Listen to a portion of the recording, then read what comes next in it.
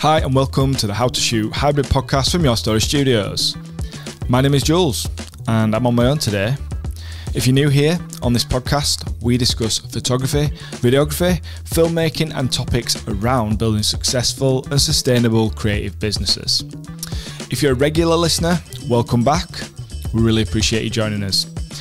The idea behind these episodes is to share things that we've experienced or learned along the way, and sometimes hear about the experiences of others when we chat to guests.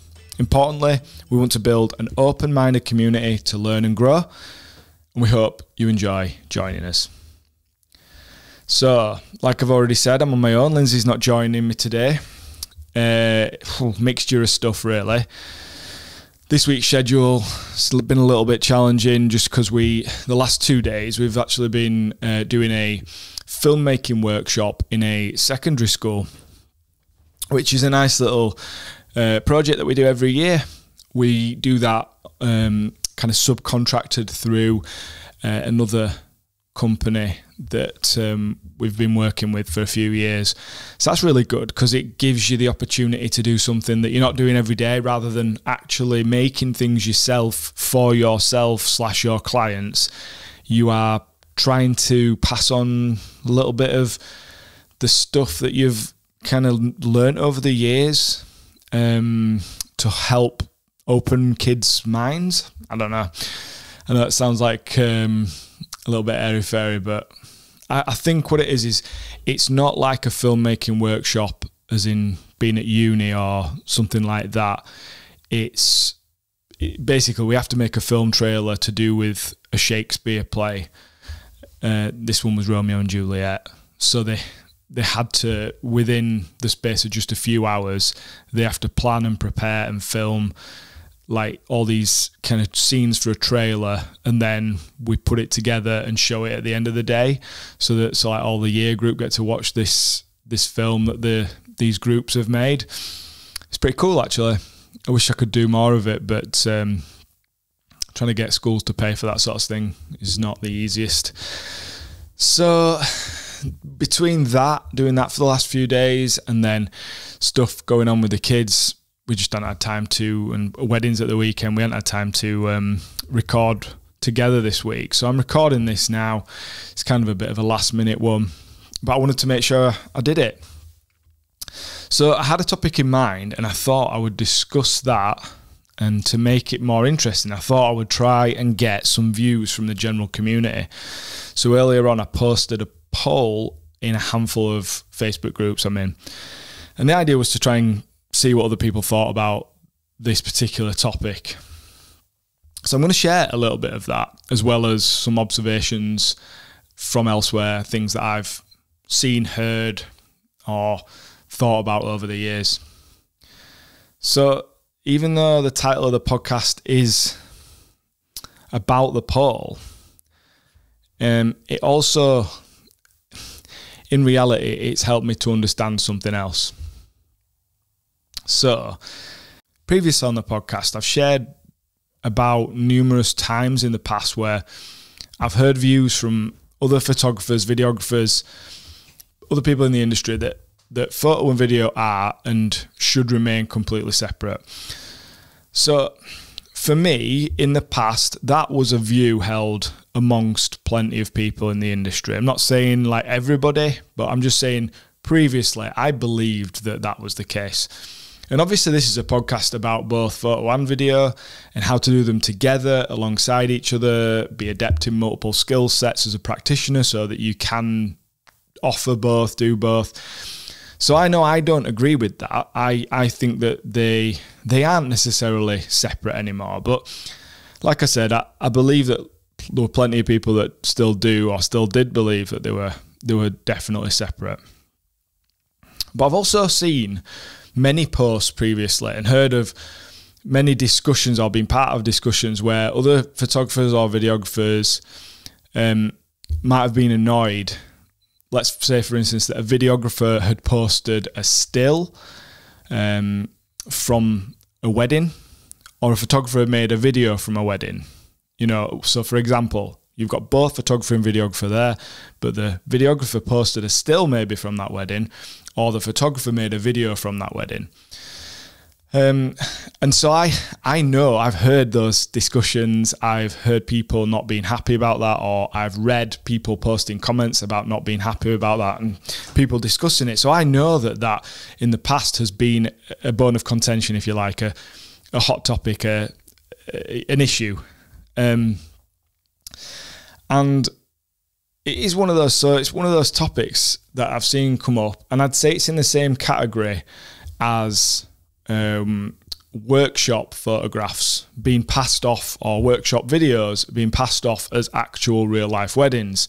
So for example, we've got now this kind of styled shoot industry where it isn't necessarily just workshops where people are going to learn, but they're going to create content, and then they've got content to use on their social media or whatever, maybe even on their website as, hey, I can do photo, I can do video, but they've never actually done a proper wedding, or they've done very few actual like real life weddings.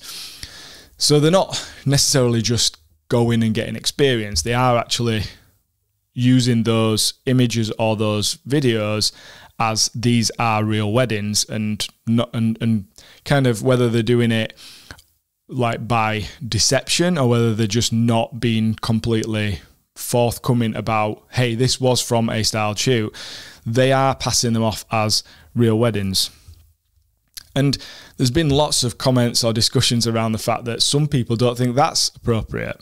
So these are sorts of topics that I know people have opinions on. Not everybody, not necessarily the general masses, but there are plenty of people within the groups or within the photography, videography community, people that I've worked alongside that do have these views, quite strong ones.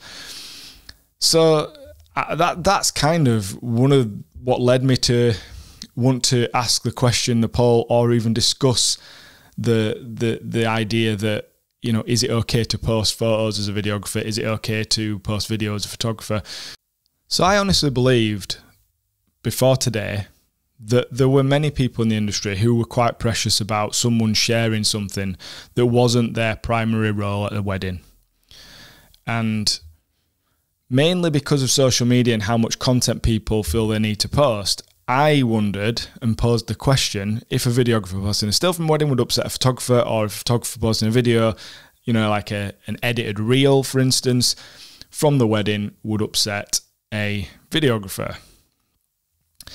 And I asked the question in a few different groups, and the general consensus was that none of the videographers or photographers care who posts what.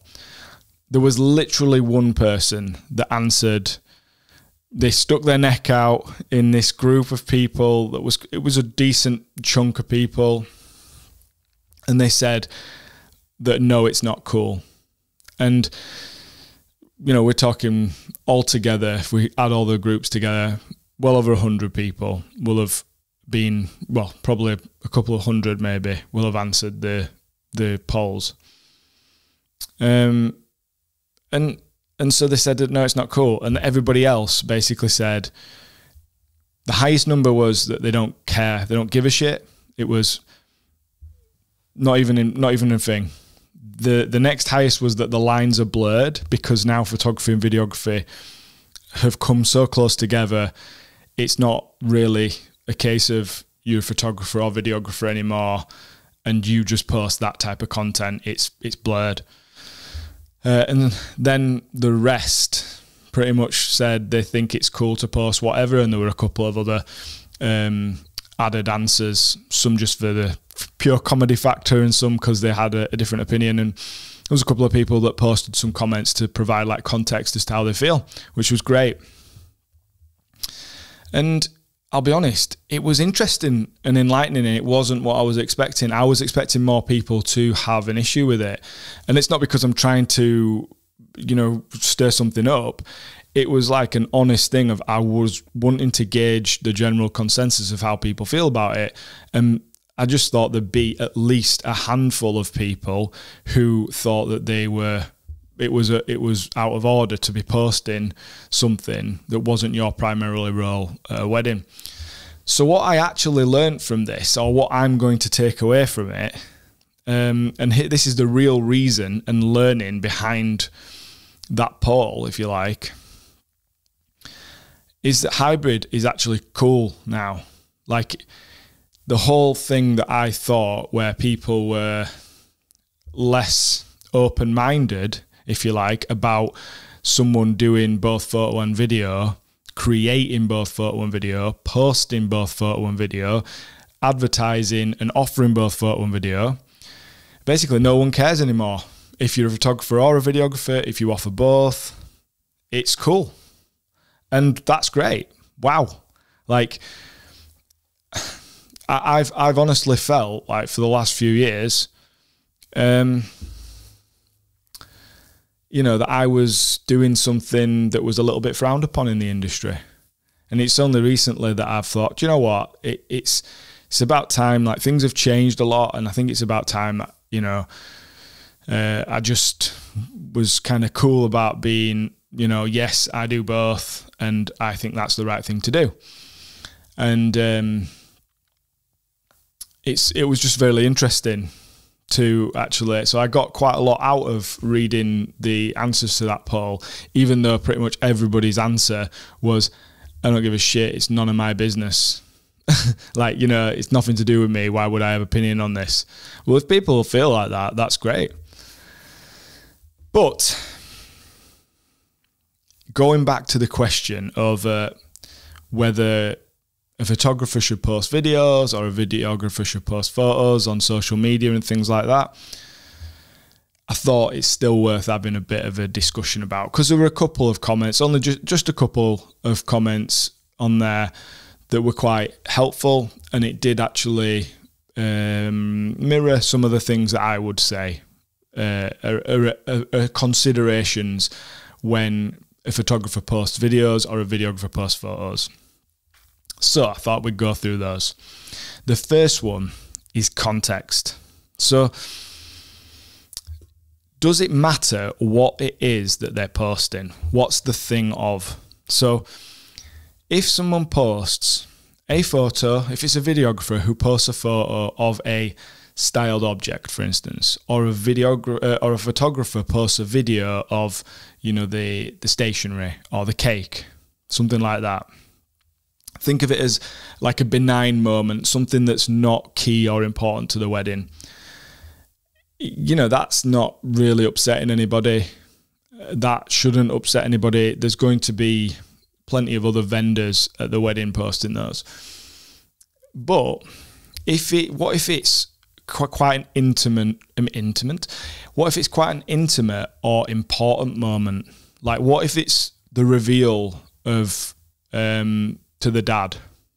Or what if it's the entrance into the ceremony and the aisle walk?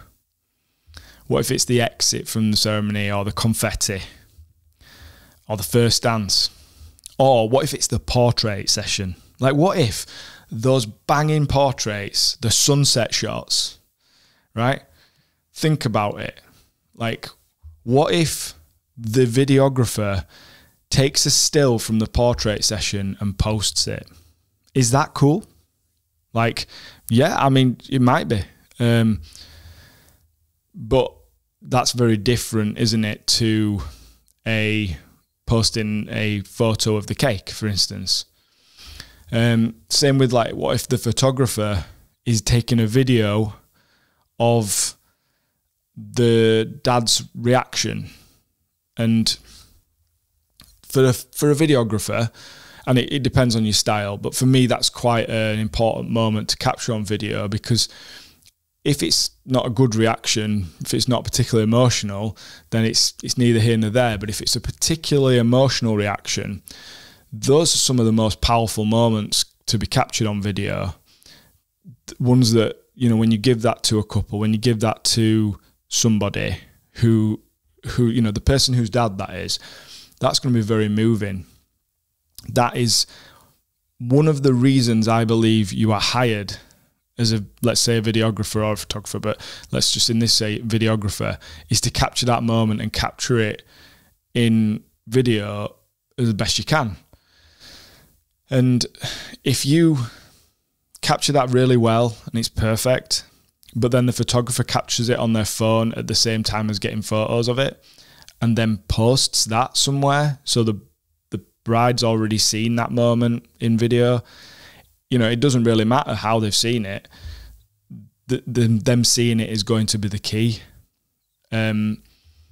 So that might be a bit annoying, really, as the videographer. And I'm not saying that that's a real thing that's happened to me, but that could happen. So I think the context as to what it is relevant to people. It should be anyway, I think. Another point, how soon? So, how soon is it okay to post? If you're a videographer posting stills or a photographer posting video, does it matter when you do it? So like, let's say next day, or maybe even the same day as the wedding. You know, are you trying to kind of undercut like the other person? So if a videographer takes a still from the portrait session and then manages to post it before the photographer's got their sneak peeks, so that the couple have seen this moment professionally captured that hopefully nobody else is going to have because nobody else was there other than photographer and videographer. And the photographer's photo would look banging, but because the videographer has got that moment and taken a still from it and posted it, and now the couple have seen it, you know, tagged the couple in it and they've seen it, it kind of ruins the moment a little bit for the photographer when they post or send their sneak peeks of these awesome portraits. And I think that I would love to know, you know, have the discussion like I'm having it now and have all of the people live vote on this, because now I'm bringing the context into it. I honestly can't imagine all the photographers being cool with that. And it's the same if it came to video. You know, if you were making a 1 minute teaser, and let's say your kind of strategy with that is that you're going to show it to the couple, and your way of doing that is to do it within a couple of days of the wedding maybe, and you are going to put together all of the best moments, just, you know, it's not the proper film, but it's just picking out all the best moments to really grab all the feels of the day in video format. And you're going to make a vertical video now out of your footage because that's where we've gone, and that's what everyone's needing to do. But the photographer has been recording on their phone all day and can make a quick reel and post it when they get home from the wedding that night, tag everybody in it, tag the couple in it. And so now your teaser is kind of irrelevant. I imagine the photographer, you know, the videographer is going to feel pissed off with the photographer in that instance. As much as people say it's cool, I don't care, people can do whatever they want. Yeah, you're right, they can. But would you feel upset about it? I think you would. I just do. I do think that people would. Because I just think that that's human nature, as well as I do think that maybe is where, because the lines have become so blurred, I think that that's maybe where you would be crossing over the line. You know, I appreciate in that context, it's about the legacy product. Like, what should be happening is, as photographers, videographers, content creators, whatever you want to call it, if the couple have hired you to do something, which is to create that kind of legacy product, it's these images, these films are going to be the best that they can possibly be for you to remember your day, for you to enjoy those memories forever. So, like, you know, this isn't a slapdash, quick put it together. You know, hopefully you're making things for your couples, and that should be the focus. But what you've just lost out on, if that scenario has happened where the videographer's posted a photo that was one of your photos that you were going to post or you were going to share with a couple the day after, or if you're a photographer who's just posted this reel and got it in quicker than the videographers put their teaser together, then you've basically created a situation where that person's lost out on all the marketing power of showing that video and being the first to show those moments in the way that they've been shown. You know, we could start talking about, well, it's never going to be as good. You know, a photographer's video is never going to be as good as my film. And you could say that a videographer's stills from a film, like screen grabs type thing, are never going to be as good as a photographer's photo. Absolutely. But if someone shows it first and they tag everyone in and everything, doesn't that take out like a whole section of you trying to market yourself as, hey, I was their photographer, I was their filmmaker? We're just now saying it's whoever's first, not whoever's got the nicest looking work, and because they were hired to do that job, we're now just saying it's whoever was first gets the marketing opportunity. And that's kind of where I was coming at with the poll. It was not about personal opinion or whether you should be doing this or you should be doing that, and whether you should be just staying in your own lane and focusing on your own stuff and why give a shit about what anyone else is doing. It wasn't actually about that. It was about, is it fair to be stealing people's thunder, if you like? You know, nobody really cares on stuff like Instagram about the resolution being shit. You know, and think about it, like, if the videographer's posted a still from their film, the photographer's potentially posed the couple for that photo, so they've actually created that photo. And then, you know, if the videographer's shot over their shoulder, it's not their like creative piece. They've just bagged some awesome footage, and now they're going to turn it into a different piece of content, and because they just need it for social, right? But is there an etiquette with that? And vice versa, you know, if somebody is there capturing those moments in video, they've got specific lenses and camera placements set up to do it really well. Is it fair then that, you know, it gets shot on a phone and it looks a bit shit, but the photographer gets that video out quicker because they don't have to do all the post-processing? I do think it's an issue. I do. Like, I'm not saying it shouldn't be allowed. I'm just saying there should be some kind of, you know, agreement amongst us all in the industry that the way in which it's cool to share certain things and the way it isn't. The next point is the photo video thing. So if you're doing both, like, this is an interesting one, and I don't know if anybody will be able to they'll be able to appreciate this, but we started doing photo and video together quite a long time ago. But I imagine over the years, because our business was mainly, the name of the business had films in it, so it was Your Story Films. We only changed it to Your Story Studios later on. So for the first few years, it was Your Story Films. I think most photographers didn't realise that we did video. It's not that we hid it, but we just didn't really advertise it. And most of the weddings that we got where we did photo, we got, but we weren't actively necessarily marketing that. And we shot quite a lot of photo weddings, but we weren't marketing that way. We weren't trying to do that necessarily. And we built our portfolio up from wedding photography through shooting those weddings.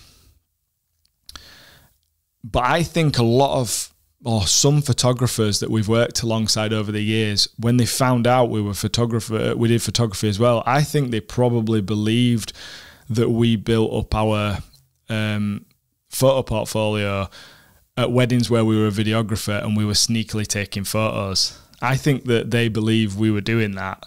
Now, we didn't do that at all, but the reason I think that is just because of sometimes of the reaction that you would get when they found out that you did photo as well.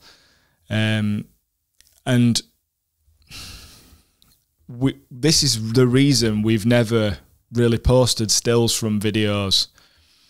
We only use the video for video clips. So whether that's a short video clip, you know, just a few seconds of showing something, using teasers, highlight films.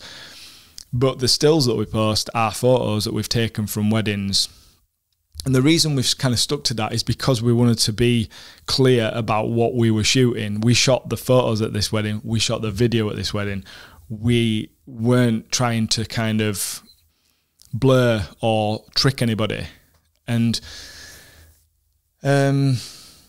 yeah, I'm not saying that that's right or wrong. I'm saying that we did that for a reason, because we wanted to be fair and we wanted to be transparent about it. Yeah, occasionally you might post some stills from a video. I'm not saying I've never done it, but I certainly don't do it where I've never done it where it hasn't been a few months, at least a few months after the wedding. And it'd have to be something that was really good. It's not just going to be, you know, something unique that, you know, told a particular story. So that's an interesting one, and I'll come back to that in a few minutes about the photo video thing. But the last point is the era of the content creator. And this is an interesting one, because these days everyone at a wedding is a content creator. Like, before you even get anything out, you know, like as a photographer or a filmmaker, you've got at least 10, 20, 30 guests have uploaded photos and videos. The hair and makeup artist, the stylist, the florist, the venue, you know, pretty much every supplier at the wedding has beaten you to posting stuff about that wedding on social media. And they've tagged, you know, could be tagging all the suppliers into it, could be tagging the bride and groom or the couple, whatever. It could be tagging, basically it's already saturated. The kind of flooded it with you know, people have seen photos and videos of this wedding. And like, that used to be absolutely no problem when, if like the person who's doing the cake takes photos and videos of their own cake at the wedding, like who would ever care about that? That's absolutely cool. They made the cake. You know, the hair and makeup artist, as frustrating as it can be for photographers and videographers at times when they're wanting to take loads of photos before the bride goes, you know, down to the wedding, and you need to get your stuff too.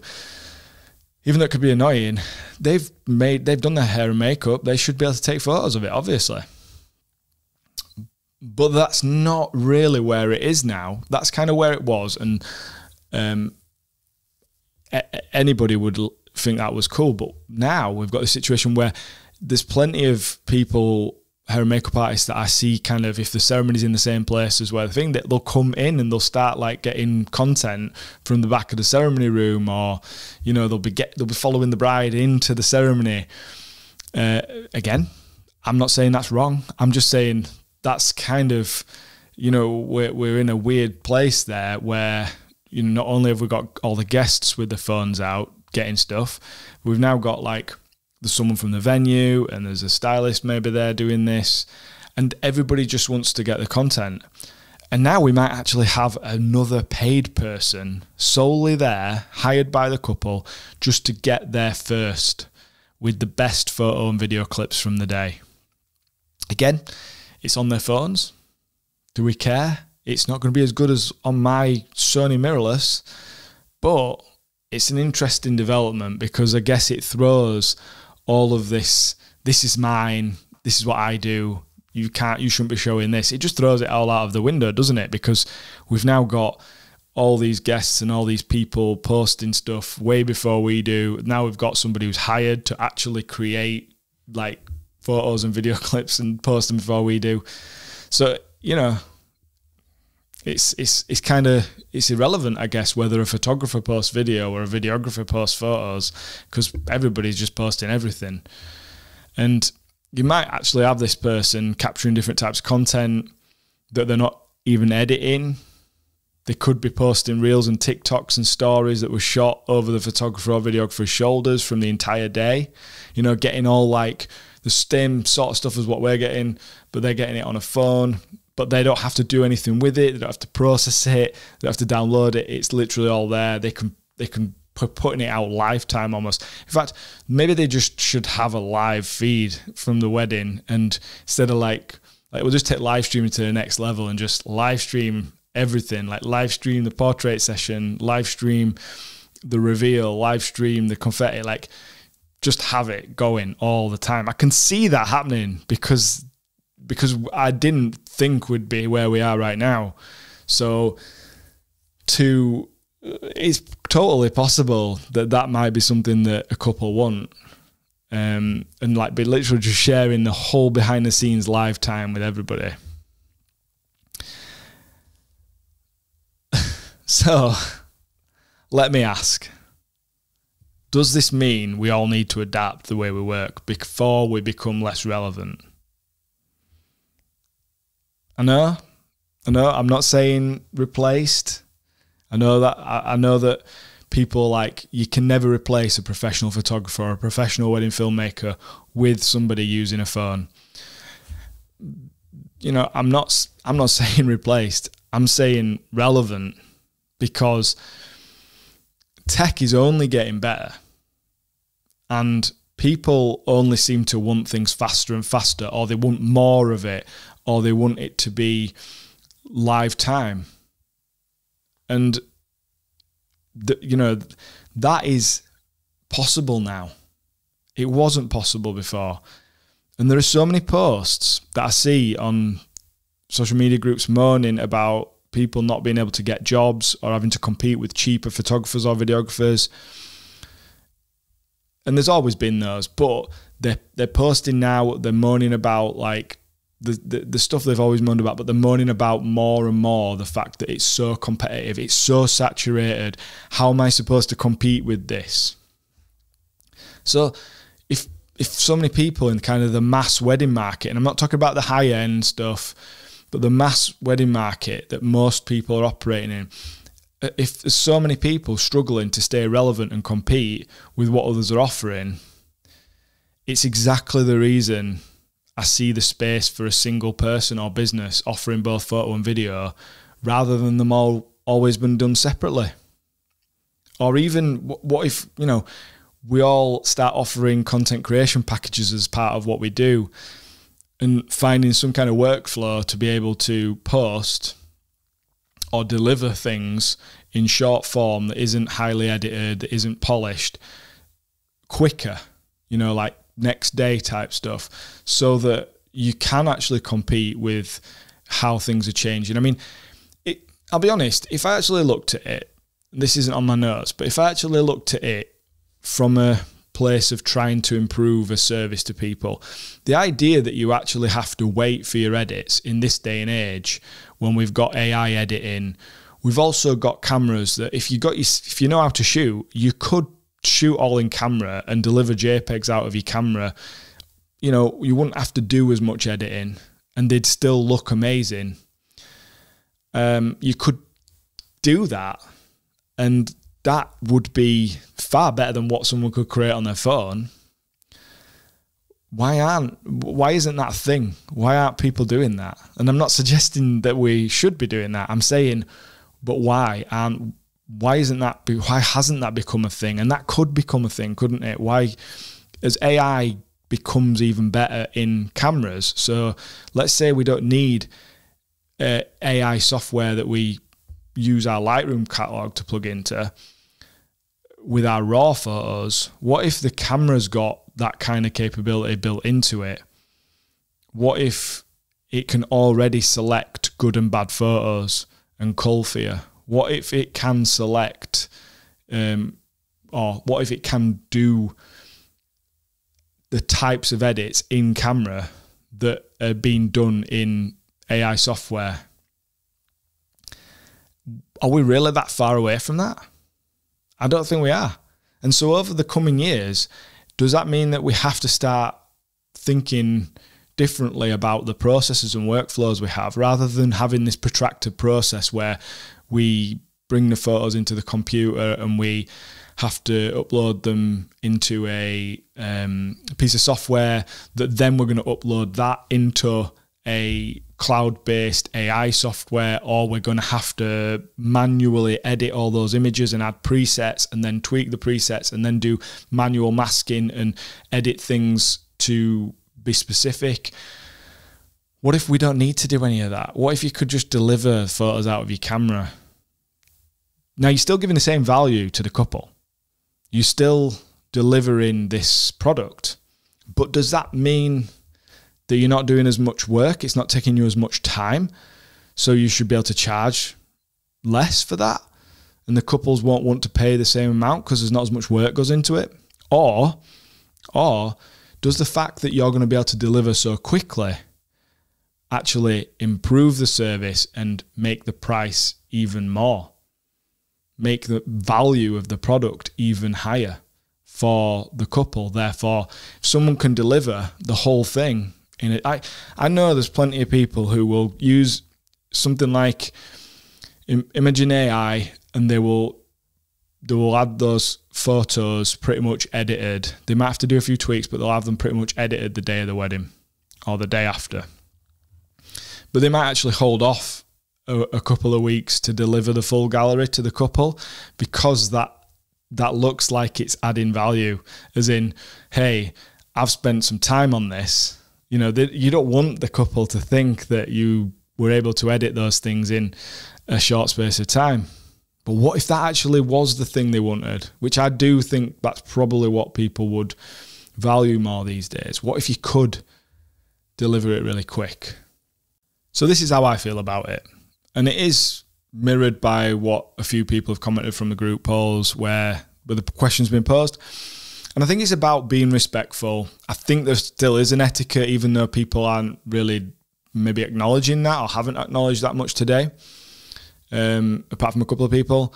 And it's something that, you know, I have seen this in posts previously about people saying there are lines, there are etiquettes involved in this. And I don't know, maybe today suggests that etiquette isn't there anymore. Or generally, the etiquette doesn't apply. And, you know, like I say, I think respect for what we all do, what each of us do, is really important. And do I think most people in the industry are respectful? I absolutely do. I've worked with some absolute diamonds. Usually, we have a really good laugh with whoever we're working with. If we're doing video and we're working with another photographer or vice versa, we have a really good laugh with people. But as much as I like working with others, one of the things about hybrid shooting and doing both photo and video is that things like this aren't an issue or even a thought. You know, think about it, I've worked with plenty of photographers who don't or didn't tag us in their photos on social, even though they've tagged all the other vendors, and I've sometimes wondered why. And I think it's probably because they found out that we do both photo and video, and potentially they don't want to end up advertising one of their competitors. I've never felt like that. I wouldn't do that, but I think that some other people have done that. So I'm only assuming. I've never challenged them on it. There's no point. I don't need to. But I have thought, why would you not tag us when you've tagged everybody else? And I'm not saying it's every photographer, but there have been some. And I've also seen plenty of other posts where people are referring to a videographer. They want to refer a videographer to a couple. So they're a photographer, they want to refer a videographer, but they state that they'll only refer in the post on like a Facebook group or whatever, state they'll only refer those with a separate videography website because they're concerned that the couple might not book them because they haven't paid the deposit and confirmed the booking yet. Or even they have done that, but they might I think they're concerned that the couple might cancel with them if they find out that the videographer they referred to them actually does photo as well, and they might prefer that photo, or it might be a cheaper option or whatever. So whilst I understand that point of view, it's a total valid point of view, but it demonstrates that there's still this threat element seen from someone because they're thinking, well, what's stopping my couple from booking with you if you do that? And let's be honest, what's stopping them from booking any other photographer? So, I mean, if you're confident that they definitely want you to do their wedding, and they're happy with that decision. And why would you feel threatened by someone else who offers video? Just like, why wouldn't you be threatened by why wouldn't you be threatened by all the rest of the photographers? Because they might just see something that turns their head.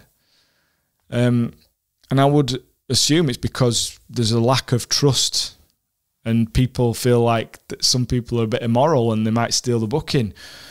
And that's exactly why I wanted to have this conversation, although it's more a one-way thing of me just spitballing ideas out there. Because it's about the ethics of the industry. Because things have changed in the last few years, and now the lines are blurred. And no one's policing this. We all police ourselves. There are different views on things. But it really is good to have an understanding of what socially is right, you know, what's the right way to go about things, what are the kind of ethical things to do, what are the respectful things to do. And although there'll always be those who want to do whatever they want, you know, no one can convince somebody if they've got that mindset. But for the rest of us, as things continue to evolve and we're looking to create all this relevant content, you know, I guess it's okay to post whatever you want based on like the poll today, you know.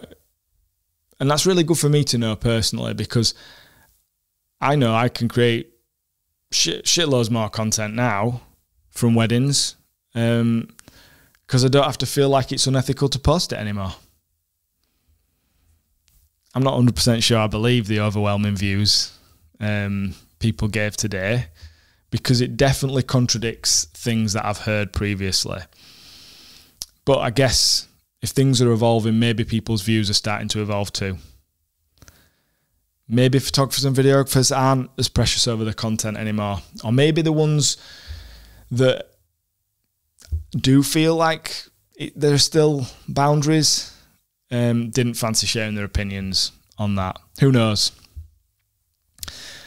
I hope that these musings, ramblings, whatever you want to refer to them as, haven't been too boring to listen to. But I do like to understand and question things. I don't just go, hey, this is what I think and that must be right then. I'm always interested to hear the views of others.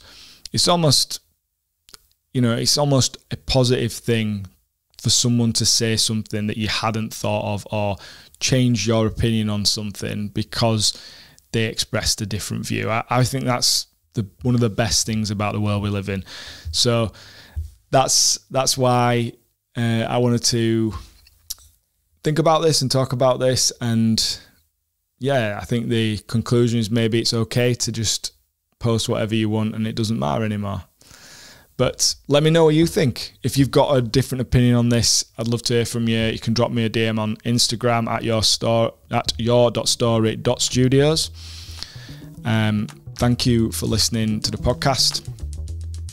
And please tune in again to the next episode. Have a great week, everyone, and take care. Bye.